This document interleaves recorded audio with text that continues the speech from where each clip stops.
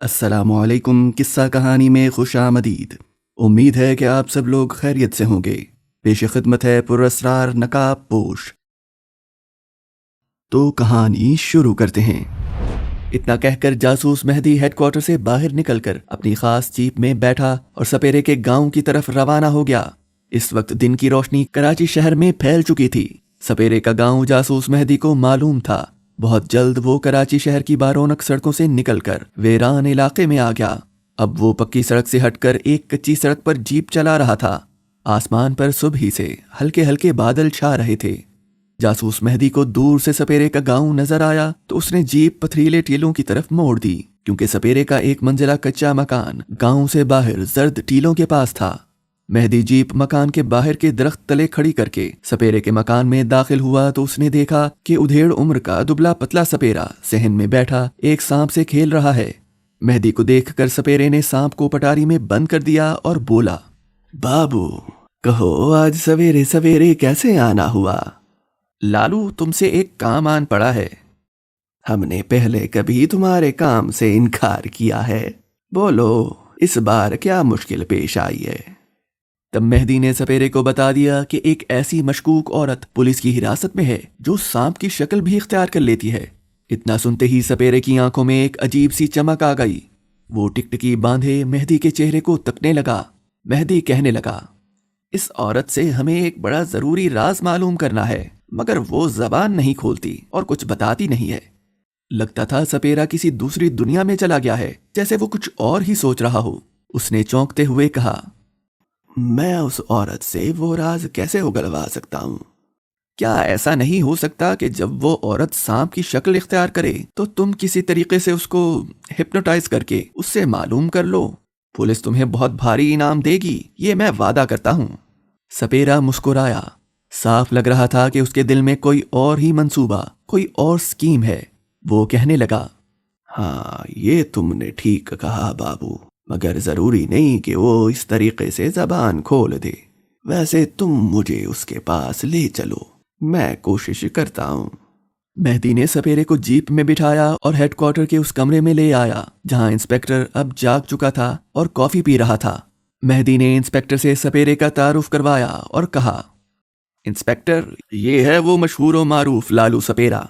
मुझे उम्मीद है कि अब हम उस सांप लड़की से वो राज मालूम कर लेंगे। साहब जी, मेरी इतनी उम्र हो गई है, मैंने आज तक कोई ऐसा सांप नहीं देखा जो इंसान बन सकता हो। मुझे तो अभी तक यकीन नहीं आ रहा। इंस्पेक्टर कुर्सी खींचकर कंप्यूटर टीवी स्क्रीन के आगे बैठ गया। उसने सपेरे को भी अपने पास ही कुर्सी पर बिठा लिया और बोला, अभी तुम अपनी आंखों से देख लेना। पहले मुझे भी यकीन नहीं आ रहा था। जासूस मेहदी इंस्पेक्टर की दूसरी तरफ बैठा था। इंस्पेक्टर ने कंप्यूटर टीवी का बटन ऑन कर दिया। सपेरे की निस्वारी चमकीली पुरअसरार आंखें स्क्रीन पर जमी थीं, जो एकदम से रोशन हुई और उसमें एक भोली भाली लड़की की तस्वीर आ गई, जो घुटनों पर सर रखे दीवार से टेक लगाए फौलादी तहखाने में उदास बैठी थी।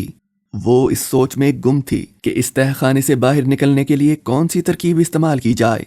नागिन रागिनी को ये खबर नहीं थी कि दूसरे कमरे की टीवी स्क्रीन पर उसे देखा जा रहा है। इंस्पेक्टर ने माइक्रोफोन ऑन नहीं किया था। उसने सपेरे से कहा, यह है वो लड़की जो सांप बन जाती है। अब सवाल यह है कि इस लड़की को कैसे मजबूर किया जाए कि ये सांप की शक्ल इख्तियार करे। सपेरा मुस्कुराया। उसने थैले में से अपनी बीन निकाली और बोला, क्या मेरी बीन की आवाज उस लड़की तक पहुंच सकती है? क्यों नहीं, मैं माइक्रोफोन ऑन कर देता हूं। तो आवाज खोल दो, मगर तुम दोनों में से कोई आवाज ना निकाले। इंस्पेक्टर ने माइक्रोफोन खोल दिया और सपेरे को इशारा किया। सपेरे ने बीन मुंह के साथ लगाई और उसे बजाने लगा। नागिन रागिनी फौलादी तहखाने में दीवार के साथ लगी अपने ख्यालों में गुम थी कि अचानक उसे बीन की आवाज सुनाई दी। वो चौंक पड़ी। बीन की आवाज दीवार में से आ रही थी और इतनी तेज थी कि सारा तहखाना इस आवाज से गूंजने लगा था। नागिन रागिनी के जिस्म में पहले तो एक सनसनी दौड़ गई, फिर उसकी रगों में खून तेजी से गर्दिश करने लगा। उसके हाथ पांव थरथराने लगे, आंखें ऊपर को चढ़ गईं। बीन की आवाज ने उस पर जादू कर दिया था। उसके बाजू अपने आप बुलंद हुए। वो उठी और उसने बीन की धुन पर आहिस्ता आहिस्ता रक्स करना शुरू कर दिया। ये सांप का रक्स था। वो सांप की तरह अपने दोनों बाजू को लहराती, कभी पीछे हटती और कभी यूं अपना चेहरा आगे ले जाकर जोर से मारती जैसे दुश्मन को डस रही हो। स्क्रीन पर इंस्पेक्टर और जासूस मेहदी ये मंजर हैरत से देख रहे थे। सपेरे की चमकीली आंखें टीवी स्क्रीन पर जमी हुई थीं। उसने बीन की लय तेज कर दी। नागिन रागिनी अभी तक लड़की की शक्ल में ही थी। जूं ही बीन तेज तेज बजने लगी, उसके जिस्म में भी थरथराहट तेज हो गई। उसने झूम झूम कर नाचना शुरू कर दिया। फिर वो फर्श पर बैठ गई। अब वो अपने सुनहरी बालों को बार बार झटक रही थी। अचानक उसके मुंह से एक फुंकार की आवाज निकली और वो सांप बन गई। ये काला सांप काली नागिन थी जिसका फन उठा हुआ था। वो बीन की आवाज पर झूम झूम कर रक्स कर रही थी। अपना फन बार बार दीवार की तरफ ले जाती और जहां स्पीकर से बीन की आवाज आ रही थी वहां जोर से डसती। उसके मुंह से फुंकार निकलती और वो गुस्से से फिर पीछे हट जाती। सपेरे ने बीन की लय आहिस्ता कर दी। नागिन का नाच भी मध्यम हो गया। फिर सपेरे ने बीन बजानी बंद कर दी। नागिन सांप फर्श पर बेहोश होकर गिर पड़ी। इंस्पेक्टर ने कहा, लालू, अब तो तुम्हें यकीन आ गया होगा कि ये लड़की सांप है। वैसे तुमने कमाल कर दिया कि लड़की को उसकी मर्जी के बगैर सांप बनने पर मजबूर कर दिया। अब इस नागिन सांप से तुम हमारा राज किस तरह उगलवाओगे? हाँ लालू, तुमने इसे हिप्नोटाइज तो कर दिया, मगर ये जबान किस तरह खोलेगी? लालू ने किसी खास मकसद के लिए नागिन रागिनी को सांप की शक्ल में लाकर बेहोश किया था। वो इतना अहमक नहीं था कि एक ऐसी लड़की को हाथ से गंवा देता जो सांप बन सकती है।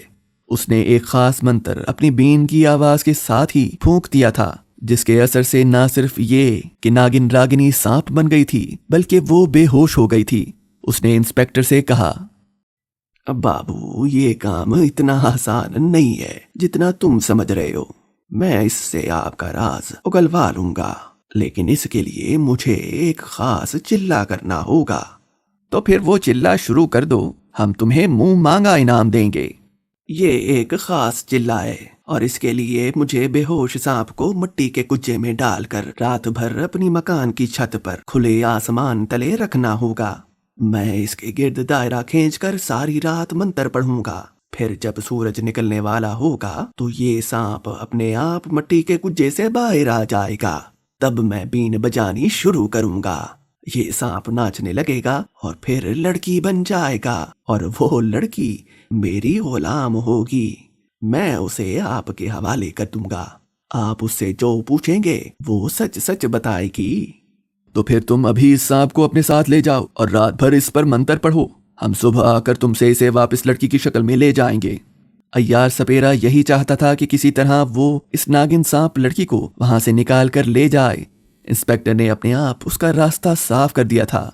इसी वक्त नागिन सांप को फौलादी तहखाने से निकालकर सपेरे के हवाले कर दिया गया। सांप नागिन बेहोश थी।